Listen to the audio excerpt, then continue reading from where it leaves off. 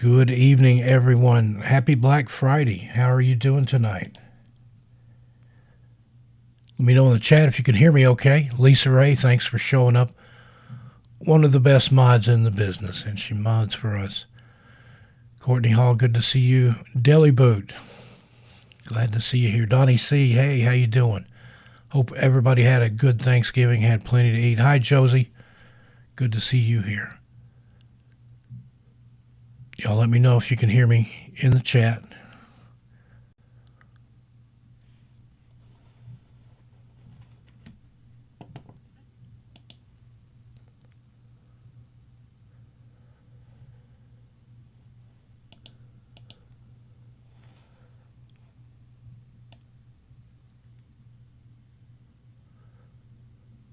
Okay, loud and clear. Oh, good to hear that. Chris Miller, thank you, sir. We love producing the content for you. And JG there, hello from Sweden. Good to see you. Long way. Clem Newton, Robert Will, Ina, may not be saying that right. Gary Manley, Laura Stevens, Travis Nash, Mimi J2. First time here, welcome. Welcome to our live stream. Something a little different tonight. Laura Lee, hello from South Carolina. Hope you're okay over there. Trust issues. Hello, thank you. Thank you for being here. Stephen Davis, good to see you, buddy. I thought you'd be here. Janet Sanchez. All right, got 56 watching now, so I'm going to go ahead and kick things off. Again, hope everybody had a great Thanksgiving.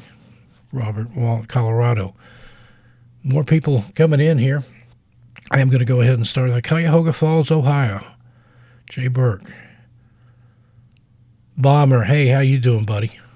Saw you the other night on, think you're on Spaced Out Radio with Dave Scott. I actually engineer that show for KPNL Radio. We capture Dave's feed and simulcast it live on KPNL, and I run the boards at night. So anytime you see Dave Scott and Spaced Out Radio, I'm working the boards and sending it out to KPNL Radio. And we're sending love back to Canada. Edward Everson, Northwest Alabama. Christine Adams, Columbus, Ohio. Got lots of people in here from lots of places. Irene Cantu, first time watching live. Hello from Texas, the Lone Star State. Okay, we're going to go ahead and get started. Well, tonight we're doing something a little different. Now, in the past, I've introduced you to some of the other writers and researchers that we have on the show. We had Heather Mosier on, who does a lot of good work for us. And I had Emma from the UK. She also has the True Crime Witch podcast. Well, tonight, got our other writer, the newest one, Gemma Jade. She's from New Jersey, and she's going to be joining us tonight. And we're going to talk strange New Jersey. But let me go ahead and bring her in here. Gemma, come on in. Hello, everyone. Hey, Steve. Hey there. Thanks for coming. Just want to check with the chat here. Let me know if you can hear Gemma. Okay, this is a one-man show, and I'm doing all the engineering and stuff behind the scenes here. You're doing great, guys. Just let me know if you can hear me. Let Steve know. And we'll get started here as people continue to... Brenda, hello. Pennsylvania. All different places here. We got Ireland, too. Chris Jarvis, Worthington, Ohio. Matt Riviere, Long Beach, California. Down the LBC. Bonnie, Scotland. All right, cool. They hear me. Yeah, okay, good. Just wanted to make sure, want everybody to have a pleasant experience. Well, Gemma, how are you tonight? Did you have a good Thanksgiving? I had an amazing Thanksgiving with family and friends, and Thanksgiving's my favorite holiday. Typical American, you can take food and stuff it with other food and celebrate it. I was excited about it. Oh, I got to say something here real quick. Trust issues, Gatlinburg, Tennessee. My favorite place in the entire world. Grew up in East Tennessee. Used to spend a lot of weekends in Gatlinburg. My uncle had a restaurant up there. I'm headed back. I'm actually looking at some houses in the Gatlinburg area. And hopefully next year we'll be neighbors up there. All right, folks. Well, yeah, Gemma, we brought her on as a writer. Now, she has a true crime channel. She's currently in the process of rebranding. But the thing that blew me away, that she's been a fan of the channel for a long time. She comments on all the videos, I think. And I just paid attention to her and thought, well, I'll go take a look at her channel. And she just blew me away, that the depth and the coverage that she goes into on these true crime cases, and she brings that to the fore here. If you've seen recently the video we did for Denver International Airport, the Strange Places, Dark Travels, the first one in that series, Gemma wrote that. And she did a fine job, and she's got probably another half dozen scripts that she's done that I haven't gotten around to recording yet. But it's come back. She is a monster. She can bang them out. I've gotten 2 or 3 a day, I think, sometimes from her. But now tell us about what got you into podcasting or YouTubing or true crime. It's probably something like me, I had an interest in true crime from the time I was a kid. Yeah, I grew up in a family that watched a lot of horror movies, and I always had this dream as a kid that I wanted to work for the FBI. That got lost somewhere along the way, but when Forensic Files came out in like the mid 90s, I was absolutely obsessed with it, and just something about it. I don't know. I just really have a passion for it and take a huge interest in true crime, especially I do a lot of the unsolved cases, not even consciously. I was going through my videos the other day and realized I have so many unsolved cases, and just the victims, the families of the victims, just kind of being empathic to them and trying to give them a voice and let their stories be heard. I think that's really important.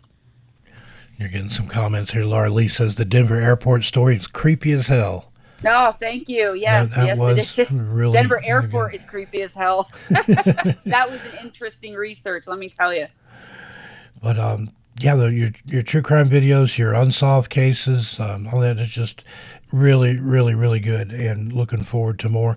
Looking forward to you doing more for this channel. Like I said, I've got several scripts in a holding pattern here. Once the holidays are over with and everything calms down, and we've had a lot of other stuff going on in the background, we have a true crime component for missing persons and mysteries coming up. I don't really know if I'm at liberty to say here or not, but last time Bill and I talked about it, we're probably going to put all that on a separate channel to keep it separate from the missing persons. But true crime our way is coming your way, and Gemma is going to help us with that. And then we also have Emma helping out with that. She has a podcast, the True Crime Witch.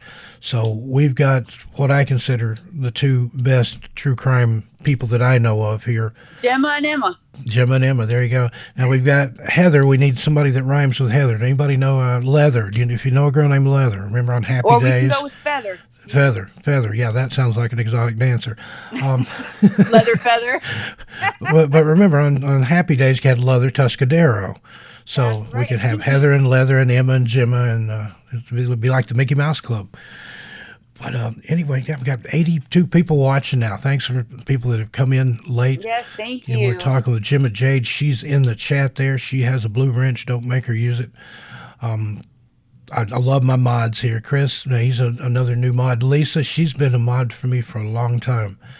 And TC's another mod. I haven't seen her in here tonight. Sometimes, she's usually always here. I always see her over on Sean Graham's Chasing the Truth Paranormal. That's on Saturday nights. Be sure and watch that. Anytime I have a live stream, I try not to go up against Sean if I can help it, because he's kind of my homeboy. We're originally from kind of the same areas in East Tennessee, and I hate to step on his toes. So if I can work my show around Sean's, I always do. But now, as we mentioned, you're a Jersey girl through and through, and I like that. Born and raised. And there's something about New Jersey, and you and I have talked extensively about this. I work closely with all our writers behind the scenes. They know how I like things, and we'll go over things together. And I am leaving out Bill here. The majority of the disappearances, of the unsolved national park disappearance thing, Bill writes the bulk of those. But the girls and I work on the rest of the stuff. The ladies. I'm not meaning to sound sexist there, diminutive, but you're our girls. You're Steve's angels. That's awesome. I went into Sean's show one night, and I had Lady Ann, who does Caravan of Lore, and I had Cisco Murdoch with me, and he referred to us as Steve Stockton and his Ladies of the Night. And I'm like, awesome. Sean, that doesn't sound makes it sound like I'm a pimp. got an escort service. But anyway, so New Jersey, it's one of those places like Ohio. Ohio, there's weird from one part of the state to the other, north, south, east, west. But New Jersey in particular, there's just something strange there. There's so many stories and so many tales and so many legends. Oh, absolutely. Let's talk about that. Everywhere you go. Tell us about your home state and the paranormal and the weird things that you're proud of. I could tell you so many things, but I'll tell you, like you said, the ones I'm most proud of, the ones that I've retold the most, that have creeped me out, because I grew up hearing these things. My parents, especially my mother, was a horror movie fanatic, anything paranormal, and mainly, things like the Gates of Hell in Clifton, where I went as a kid and explored. Annie's Road is huge, and most people, pretty much no matter where you are, if you're interested in hauntings across, the states, and you read up on anything having to do with New Jersey and hauntings, you will come across Clinton Road. Oh, yes.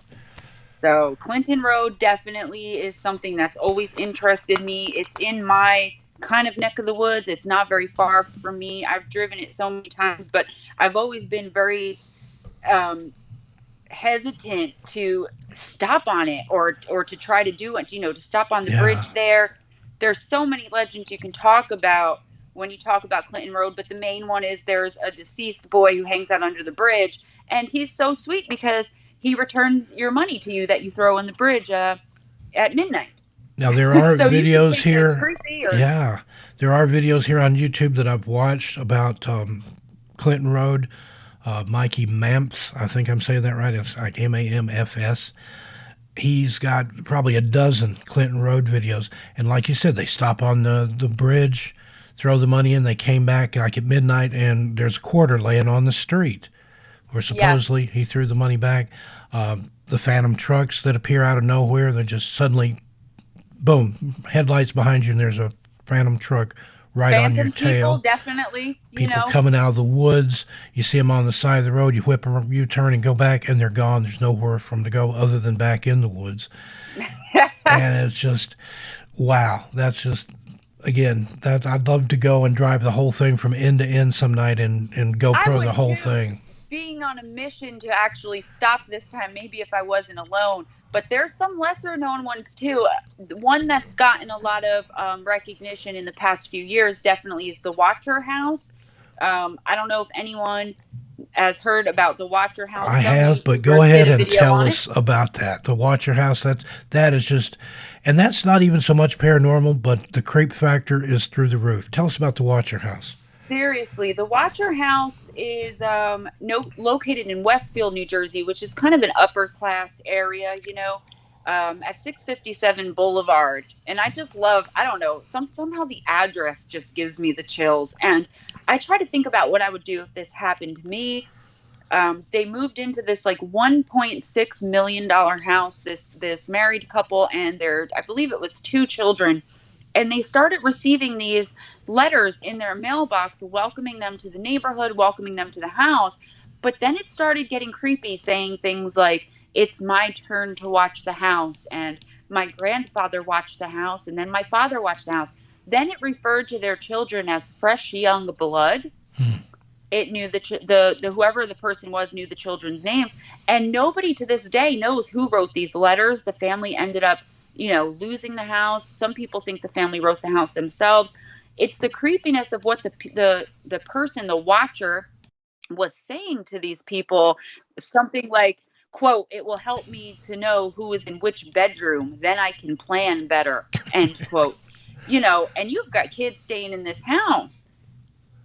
They were addressed to the new owner, just very, very strange for a house that was built in 1905 to supposedly, because what the watcher said was that it had 3 generations now of people watching this house. The watcher apparently wasn't happy about those renovations either, and it was very threatening and very menacing. And it was so real life. It wasn't a boogeyman from Yeah. a horror movie. Do you know what I mean? It was Yeah. something that's real and that can really I think happen. that was the scariest thing about it. And even though there is almost a kind of a paranormal element there, I mean, you hear the Watcher, it's like, ooh, but they would have, from what I understand, they would have like intimate knowledge. They would know like sometimes what they were wearing or what they had for dinner or where they'd been earlier in the day or where they were going. I think I read one thing where they were planning a trip somewhere, and the Watcher wrote a letter and said you might not want to go there or something like that. So it's like Yeah, obviously and they had a way that they could hear and observe these people. the Watcher also knew, like I said, the children's names, and it knew which bedroom each of the children was going to be staying in. That's just creepy. It really was. Like I said, that's one, like Clinton Road. Almost everyone who reads about paranormal or urban legend stories knows Clinton Road in New Jersey. The Watcher just started gaining some recognition in the past few years. But then there's one that I was trying to think of, something that most people hadn't heard of. You and I talked, Steve. What can we talk about that not too many people know about? And that's the Pig Lady of New Jersey. That Has was a anyone ever new heard of the one Pig for Lady? me. I'd never heard that, but apparently it's been around for years and years and years. Go ahead and Gemma and enlighten us about the Pig Lady. So there's a place in New Jersey called Hillsborough. I believe it's North New Jersey, maybe a little bit central. It's not near where I live too much, but I have heard this story a few times. There's a place called Roycefield Road, and again, it's a lonely stretch, just like Clinton Road, just like Annie's Road. These long roads here in New Jersey that, believe it or not, a lot of them don't have sidewalks, even in residential areas, and they don't have street lights, right? So this ghost apparition of this woman, she has the head of a pig. And if you stop and call out her name, which is Pig Lady, and if you call for her 3 times, she'll scratch your car, she'll scratch you. There are so many different variations, but the one that I've heard, and I think that most people that know of the story has heard, was that a pig farmer's wife who was really lonely back in the day gave birth to, unfortunately, a disfigured daughter. And the farmer actually made the little girl walk around with one of the pig's heads that he had chopped off from one of his pigs on his farm. Huh. She was teased and taunted because the pig head, as little kids, can be so cruel in normal circumstances. I mean, if you're imagining this in your head, you can only imagine. And the mother passed away, and the little girl went crazy and ended up chopping up her father's head and putting a pig head there. So she'll come out of the woods and attack you with a pig head on her, and she'll either chop off your head with the axe, or if I guess she likes you, she'll just leave scratches on you and leave you beaten and bruised that she'll Wow. beat you with the axe. And that's like a whole mixture of things. That's got like elements of Lizzie Borden. It's got like elements of Bloody Mary with the scratching after you call the name 3 times. But yeah, you can imagine a kid that you forced to wear a pig's head over their own head, and then the damage that would do to them. I mean, there's no wonder if she really did exist and really did hack people up. Why wouldn't she after I've heard having of stranger suffered through things in that? New Jersey. Yeah, well, let's have another one then. Well, we can go ahead. The Jersey Devil is always a good one, but that one everybody kind of knows about. There's just so many things that we can talk about. What have you heard about New Jersey, Steve? Tell me, and I'll tell Oh you. well, I'll yeah, tell you you. you pointed out, now, like I said, the Watcher. I'd heard of that, and of course Clinton Road, and to an extent Annie's Road. I don't know how well that one's known. That's another one of those that's just kind of a conglomeration, I think, of several In my different area stories. where I grew up, Annie's Road was the biggest one. Well, let's go ahead and talk about that one for a little bit then. Okay, so like you said, this one's like pretty much all a lot of urban legends rolled into one. I always heard that the girl it was a prom night and her date picked her up, but they had either gotten into some kind of fight on the way there on this lonely stretch of not lit, no sidewalk road, wooded areas on both sides, and they either got into a fight or it was a Carrie type situation where it was kind of he was taking her as a joke. I'll go with the one that I've heard the most, which is the guy was taking the girl as a joke. He was like a popular kid. She wasn't. You guys know the story. She couldn't believe her good luck that he was asking her to prom. On the way there, he had his buddies who were drunk and probably doing some other recreational activities in their car, following behind without their headlights on. She realizes he says something to her in the car that it's a joke. She demands to be let out. He lets her out. The drunk buddies in the car behind them pick her up, do terrible things to her inside the car, tie her to the back of the car like just married cans, and drive until her head falls off. Yeah, we talked about that one the other night. Tying somebody to the car and driving till their head falls off, that's pretty wild.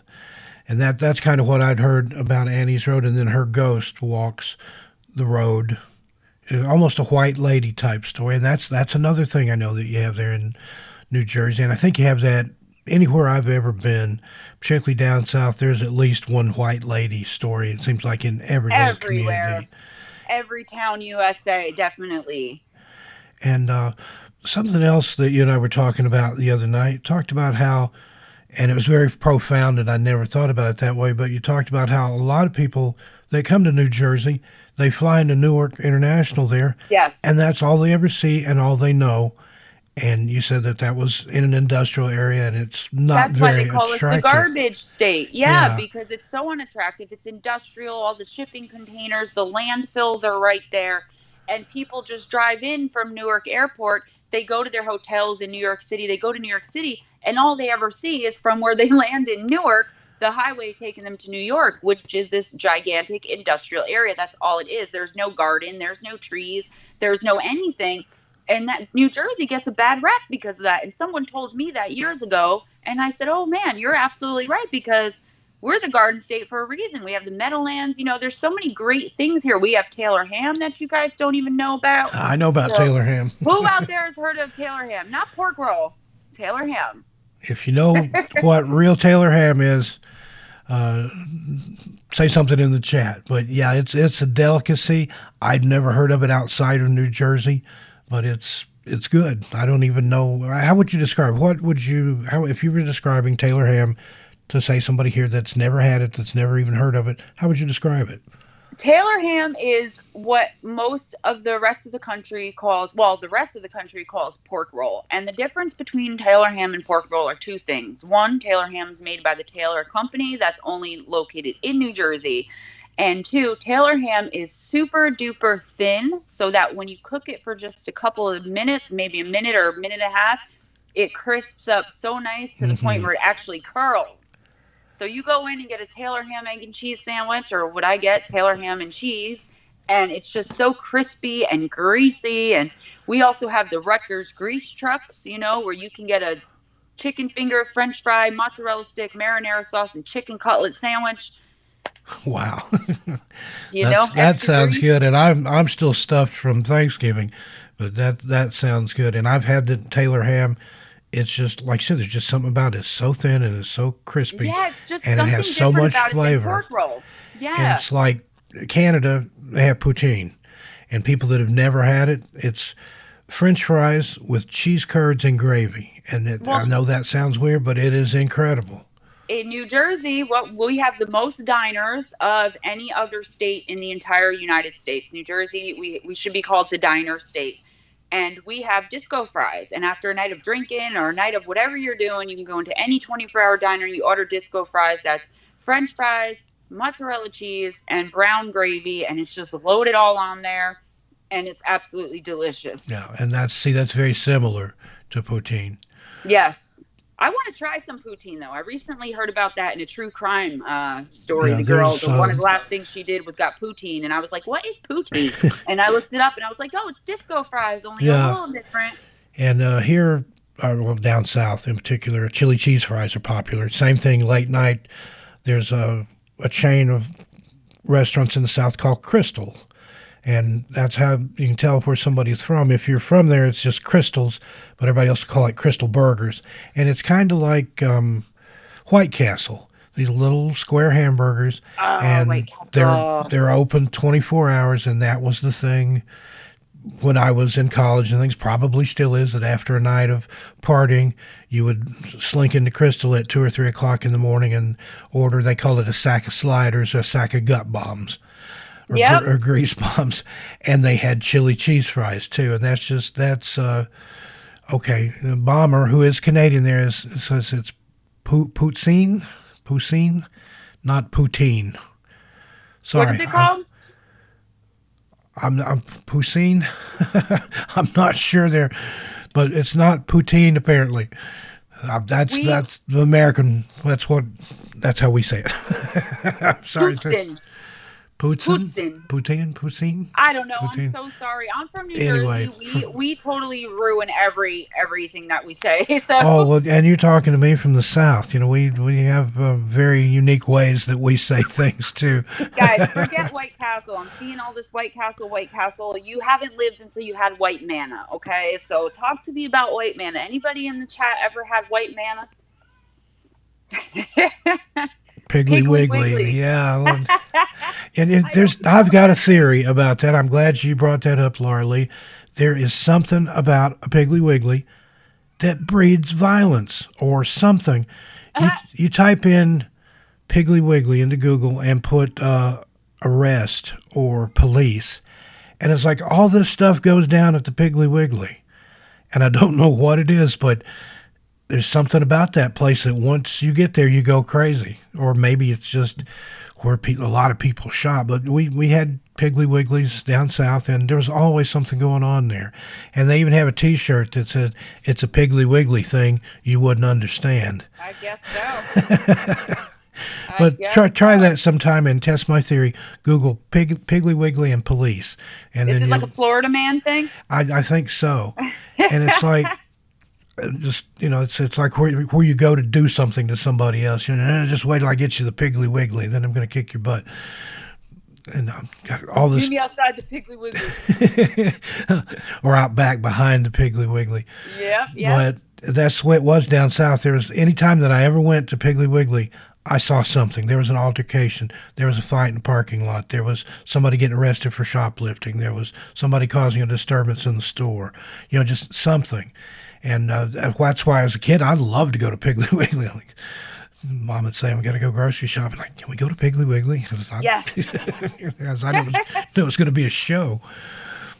I mean, people Walmart, if you've seen that stuff, people Piggly Walmart. Wiggly has I was like, got don't them go beat. there, Gemma. Some people might get offended over they love their Walmart. Well, I don't know. It's a thing. I mean, but Walmart seem to differ. There's certain ones that are even Fellini-esque, I think, that are very, very strange. And then you have the ones like when I lived in Florida for a very brief time, and there's like Florida man all over down there and Florida woman in the Walmarts there. But it's just, but again, what we were getting back to is that New Jersey's not just Newark. And like I said, I've been there at the airport. I flew nonstop from Newark to Hong Kong, and I'd had a layover for several hours in Newark. And I talked to some friends. I said, I might even, take a cab over into the city, go to New York City. They're like, no. If you're in Newark, stay in the airport. Like, don't go outside the airport. You'll get killed. You'll get killed. You'll never make your flight to Hong Kong. So I sat on a bench and tied my luggage around me where I couldn't get it stolen and slept. But then when you look at it, it is known as the Garden State. And there are a lot of haunted roads there. There are a lot of beautiful areas. There's a lot of wilderness. You've got the Pine Barrens, which is just infamous. Mob body barons. Now that's another thing I heard. There's somebody mentioned in the chat that New Jersey's haunted because there's so many mob disposed bodies there. The mob body barons. That was one of my favorite episodes of The Sopranos, where they took the guy to the Pine Barrens, the Russian guy, and he was this like crazy Russian war guy, and he ended up getting away from him. And Tony's like, "Did you deliver the package?" And they're like, "The package got away. It hit Paulie in the head with a shovel." Like, that's very inconspicuous. Excuse me, I had to cough there. I couldn't get to my mic in time to mute it. But haunted camping in New Jersey? Absolutely. Ever hear of Camp Crystal Lake? I was just going to say, one of the main places is Camp Crystal Lake. It's a real camp now. Yes, camp. Hey, TFV. How you doing, love? I'm doing great. I'm so excited to be here. I'm having so much fun. It's Camp Nobi Busco or Nobi Bosco. It's actually a Boy Scout camp. It still exists. and it's still a camp. It's still every summer they host Boy Scouts there, or kids. I don't know if it's just Boy Scouts anymore. So They that's do. They definitely do tours on Friday the 13th, obviously in paying homage to the movie. And it's very, very cheap to go, and I'm sure it's super creepy. I cannot wait to hit one of them. I didn't even know until I was a grown adult, like 5 years ago, that was in Stanhope. Hey, Cisco Lady Liberty's in the chat. That's Cisco Murdoch. She's another Jersey girl. She says she Hi, lives in the Cisco. Pine Barrens. Cisco, Gemma wants to know what exit. Yes, what exit, girl? That's a New Jersey joke that I never got until Gemma explained it to me.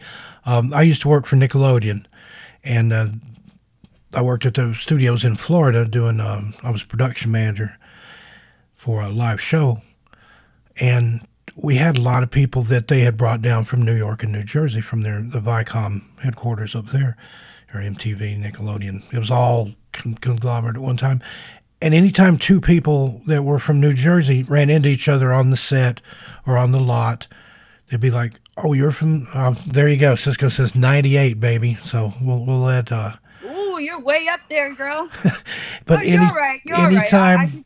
they would meet, they would say, "Oh, you're from Jersey? What exit?" But then they would just laugh, and I thought it's got to be some kind of inside joke. So just briefly, and I know this isn't necessarily a campfire story, but explain the whole exit thing. You know, it's just a thing. We judge you on your exit, and it's kind of hard to explain. There are just certain places in New Jersey. I don't want to say like Newark because I don't want to offend anyone from there. But being from a place like Newark myself, I actually don't get offended when people are like, don't go there. I'm like, yes, that's my town. You're talking about it. But it's just, some places you just don't want to be, and you don't want to be from that exit. You don't want to tell people. You find a good exit, tell people you're from that. We judge you by your exit. Go online, Google the exit. But Camp Crystal Lake, oh man, I just had something really cool to say. I'll have to get back to you guys on that. I was thinking about that. Like, oh my gosh. They're still on Disco Fries. We got Jay Burke hungry. Yeah, I've never heard of Disco Fries, but Jay Burke, you never heard of them before, or are you just laughing because that's our conversation?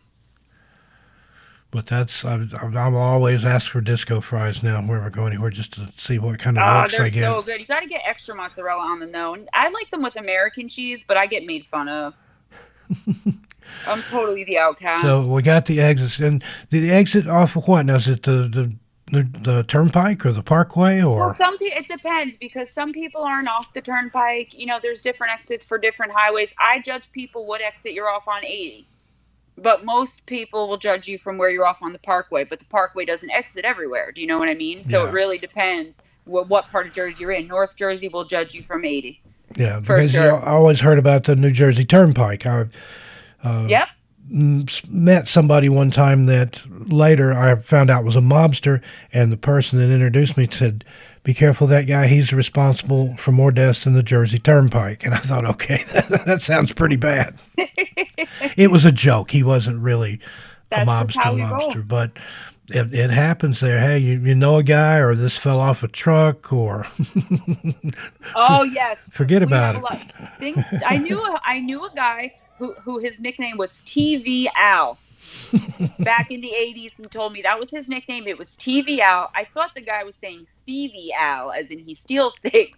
But then I realized it was TV Al.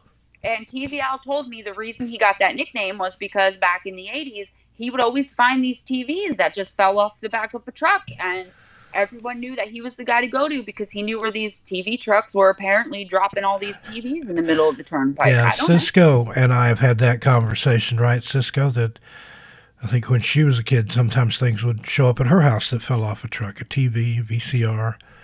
But those things happen. I lived in Vegas. There was stuff that fell off trucks there all the time.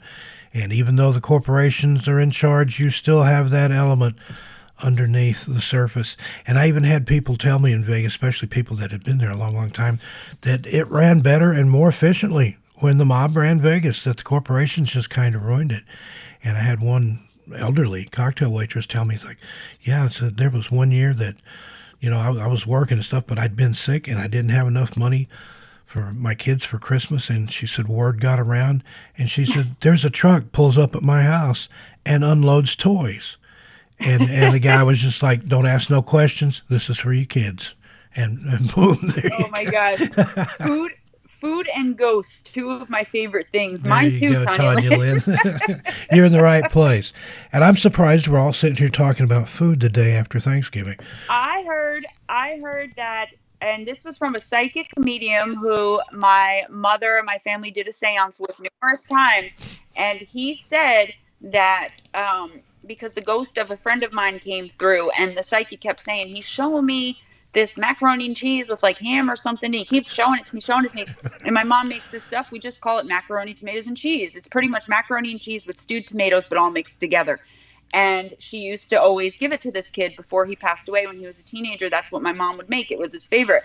And his psychic said that if you eat food or, if you drink a beer or something and the ghost is around you, they can somehow taste it. That's the only way that they can taste. Interesting. I don't know how true it is, but it came right from a very reputable psychic here in New Jersey. I wish I could remember the guy's name. He's from Cape May, but I can't right now. But he said, I've been to Cape May. It's beautiful, beautiful down Cape there. May, you want to talk about creepy energy? Cape May. If I could live anywhere in New Jersey, I would live there. That place just screams haunted. That place just screams, paranormal. It does, and there's just beautiful while really it does it. the whole coast of there. And that's what I'd done. I had started in the Outer Banks of North Carolina and drove all the way up. And if you keep going, there's a couple places there you have to go inland, but then through the Chesapeake and Newport News and all that. But if you keep going on up, you'll end up at Cape May. And I was just blown away. I didn't know there was anything that beautiful up there.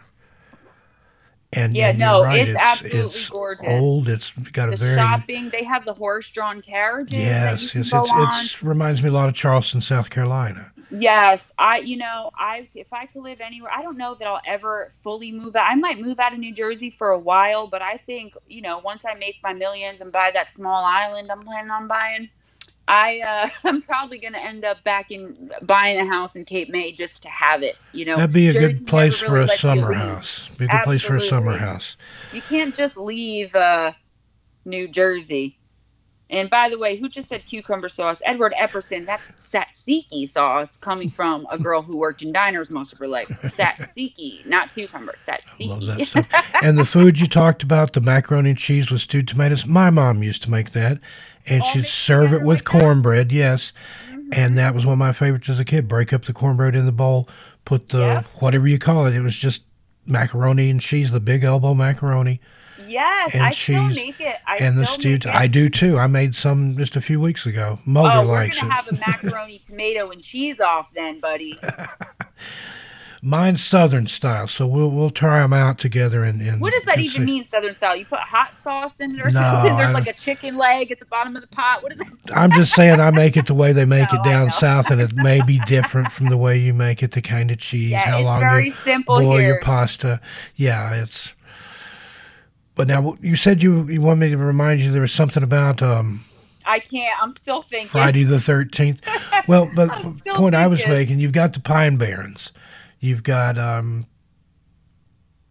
and all the things there, the Jersey Devil, the Leeds Devil, whatever you want to call it, that's there. And I've had some very interesting stories come out of there too. I told you about the one where it's in my book, Strange Things in the Woods, which is number 7, or was last time I looked in its category on Amazon. Thank you everyone for buying my book. Um, and the guy said he was in the Pine Barrens, and I think they were just in there messing around, him and some friends, and they came across a pizza just out in the Yeah. woods. It's still in the box. Nothing he like said- that Jersey pizza. And he said it was just one of those generic boxes that just had like a caricature of an Italian guy on there and says pizza, but it was opened and there's a pepperoni pizza. And he said it was fresh. It hadn't been rained on. There weren't any bugs or ants or anything on it. And he said, like, what is that? He said, is it bait? Is it a trap? You gotta pick it up and fold a slice. Excuse If me. you don't fold your slice, they know you're not from around here, Yeah, and that's when they come and get Yeah, you. here they call that Brooklyn style, where you fold your slice. But Yeah, I rip the crust off, eat it backwards, and then I fold it and eat the pizza itself backwards. I don't know. I don't know what's wrong with me. But in telling me that story, he said that was only the second weirdest thing. Yeah, Tanya Lynn Bate, like, why would you leave a pizza out in the woods? He said, was it drugged? Was there a net that was going to fall on me? That's what Gemma asked. Was there a hole there that I couldn't see that I was going to fall down in? But anyway, they left it alone. But he said that was only the second weirdest thing I've ever seen in the Pine Barrens. I said, oh, what was the first? And he said the absolute weirdest thing I ever saw. He said we were in there just messing around one time, hiking, walking, whatever. And he said that he saw a man wearing nothing but a clown mask and a pair of tube socks, carefully picking his way through a briar patch. I thought you were going to say picking his nose. No, it's worse than that. But can you imagine somebody, naked except for tube socks and a clown mask in a briar patch? Well, number one, right. How did he get in the briar patch? Right? Why does he not have his clothes on? What's with the clown mask? He's got socks but no shoes. I want to interview that person. I want to find the guy and right? get That's the circumstances for that one. Though. We don't know what's going on. Oh my gosh, that's so funny. Every time you tell me that story, like the last time you told me that I died, I just could imagine it so vividly in my head when all those clown sightings were going on, with the Ring doorbells, everyone was seeing clowns everywhere. Oh my God. This was prior to that, and then he finished that but that's another story for another time, and I never got the rest of it. Oh. But that one, that's one I've always wanted to follow up on. I lost touch with the guy, somebody back he was from New Jersey but living in Tennessee out at Fort Loudon at the time. But there's some of the roads, we already mentioned Clinton Road and Annie's Road. There's another road that I've heard of, and this one's really weird. It's called 13 Bumps Road. Have you ever heard of it? Oh, another one, Shades of Death. But let's back up. Have you ever heard of 13 Bumps Road?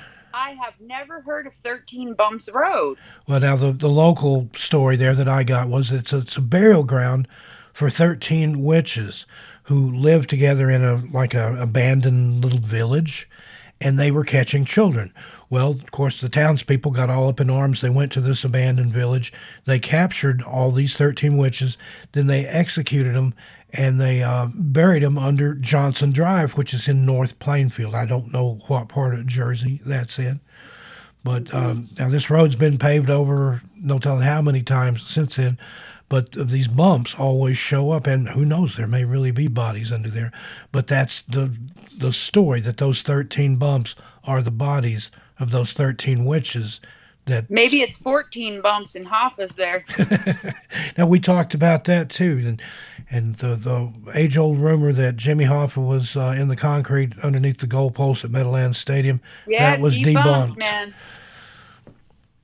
The Devil's Tower, too. I just glanced up and saw that I was reading about that earlier. The Devil's Tower there in Alpine, built by a plantation owner. He came here from the South. I don't know exactly where, one of them southern states, and he came here with all of his money. There was, I guess, developing land up here. Alpine is a beautiful place. It's, an upper-class area, $1 million homes, and his wife wanted to see the views of New York City, but she didn't want to live in New York City. So he built this tower so that she can overlook the beautiful panoramic views of the scenery of New York City without having to actually go into the city.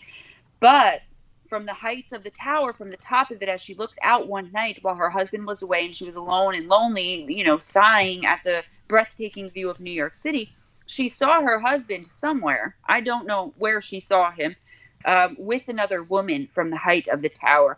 And she was so distraught, she jumped from the top. And every time someone in the years following up to it, and I wish I'd looked into this a little bit more to see exactly what happened and when, but there have been several times that they've tried to, either the town or people have tried to demolish the rest of what's left of this tower in Alpine. Crazy accidents happen to the people that are working there and at the work site. And if you go to visit, you could hear screams coming from the top. But there's a legend that says if you circle the tower 6 times, either on foot or in your vehicle, you'll see the apparition of the woman in the window. And the sightings of the woman, the unexplained work accidents, now no one even attempts to demolish the tower. They're not going to knock it down now. They just leave it there. They named it Devil's Tower. It's in Alpine.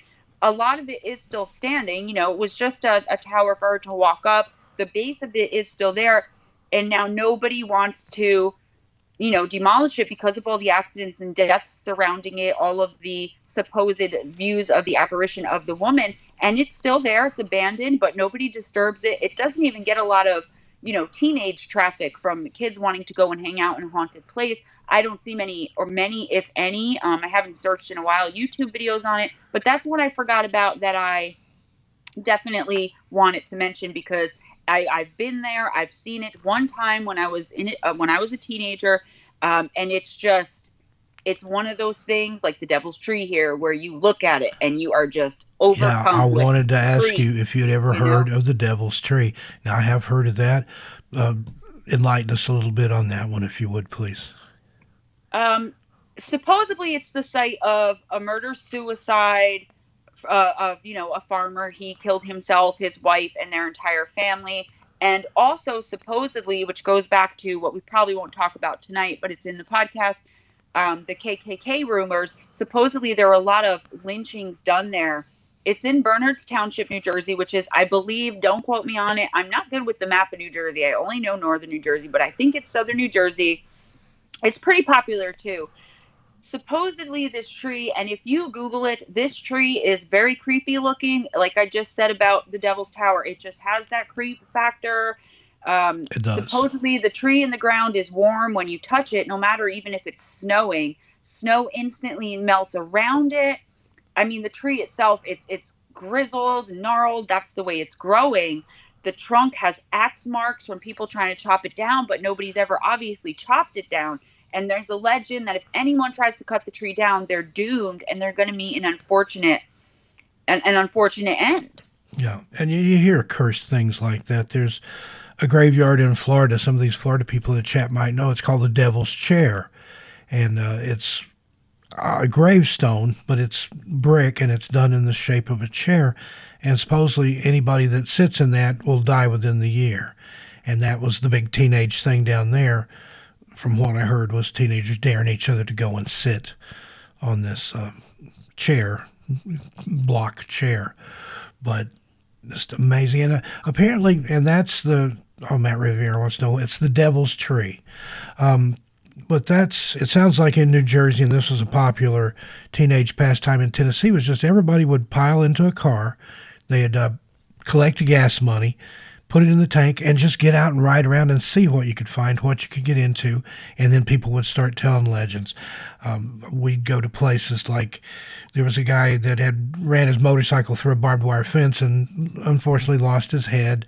Well, you were able to see either his ghost looking for the head or the head itself sitting in the bushes. Just all kinds of little things like that. But I think that's a popular teenage pastime anywhere where you've got roads and rural or semi-rural areas. Of course, we know with missing, you know, with all the people missing in the you know, all that stuff, the 411 stuff, that, you know, anything with the name Devil's Den, Devil's Cave, Devil's Lake, whatever, stay away from it. It's named that for a reason. Stay away from it, Absolutely. or you are going to be the next person on one of our channels. But absolutely, it's called that for a reason. A lot of times it'll date back to Native American times. And even some of the Native American words, there's a little place here over in Washington State called Yacolt, Yacolt. And I just happened through there one time. I'd been up into the Gifford-Pinchot National Forest, and I was just driving. And as soon as I entered this little town, it said you're entering Yacolt, I just got the weirdest feeling. First, it was kind of a deja vu, and then I just started picking up this, really creepy energy. Sorry, I got to get a drink. Of water. Got a tickle in my throat. But I just kept feeling this weird energy. I thought, something's off here. Something's not right. Just this little small town, just a village, really. And when I didn't have cell phone service even. And when I got back to where I could get on my phone and look it up, I looked it up. Sure enough, The occult was, and I can't remember the tribe that was in the area, but it's a Native American word that meant Valley of the Fire Demon. Well, not too far from there, long after it was named that, there was a thing in the early 1900s called the occult burn, where one of the biggest forest fires in Washington state happened, burned the whole area, and then there was all these other legends about the occult. There was, I looked on Facebook and found a girl telling a story about how she'd been chased by tiny Native American braves in a field behind her house when she was a kid. There's a phantom light there. There's a phantom train there where the old railroad used to be. There's a restaurant right across from the old railroad depot that's haunted by the ghosts of children. There was a Pied Piper story. Somebody came through in the 1800s and took all the children out of this town. Just, but again, it's just it had that feeling that there's something not right here, and then you look into it and there's all these things that aren't right. So it's just amazing like that. Yep. Absolutely. It's just, someone just said something about so many people in, national parks missing. Absolutely. And we've discussed that at length too, for hours, you and I and like I just said, stay away from it. Devil's Den, Devil's Rock, Devil's Knee, whatever it is. Don't. Deviled eggs, devil's food cake. Exactly. But I saw a list that somebody had posted on Facebook the other day. Hey, Terry Brown, good to see you here. Excellent writer and storyteller there. If you listened to, you saw her, didn't you, on this channel, and The Smoking Ghost in the Delta 88 on 13 Past Midnight. Terry wrote both those, and those are true experiences that he had. Terry, we need to get you on here some night for an interview. But anyway,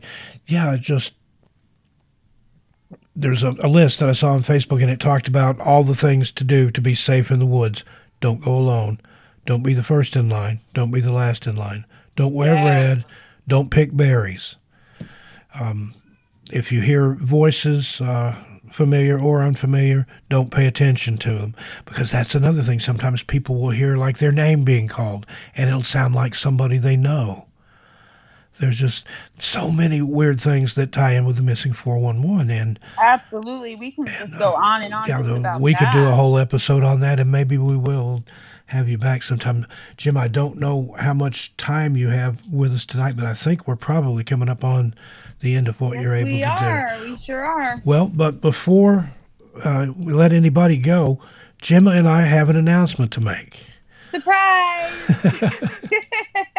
You're all getting a free car. No, I'm just kidding. That's just... You get a car. You get a car. Listen up, guys. This is awesome. But Gemma and I, like I said, we work closely together. We've worked together a lot.